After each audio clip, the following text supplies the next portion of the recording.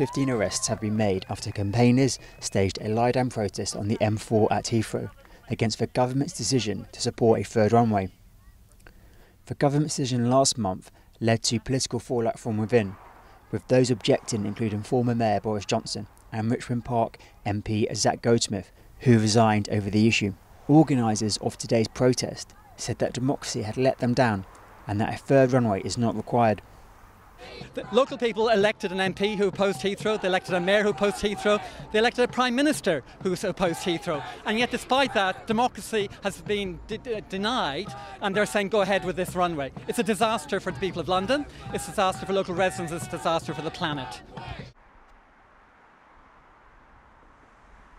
While Heathrow say that most of the residents surrounding the airport are for the expansion, we spoke to one Chiswick resident who was concerned about the increase in pollution. We know we've been quoted that 2,500 children could die from pollution-related diseases between now and 2050.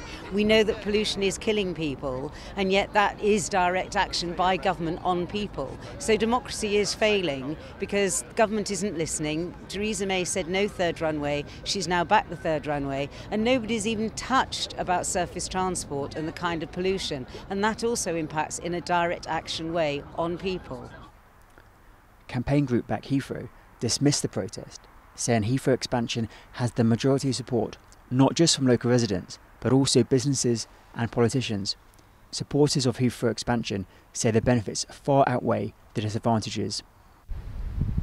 Well, this demonstration is not representative of the vast majority of views held in West London and London in general, but we don't believe that their views represent the views of those in the wider local communities around Heathrow who want to see Heathrow expand. Heathrow expansion brings £61 billion of benefit to the country, up to 77,000 local jobs, 5,000 new apprenticeships which will help eradicate youth unemployment, and it's supported by the majority of MPs across the UK.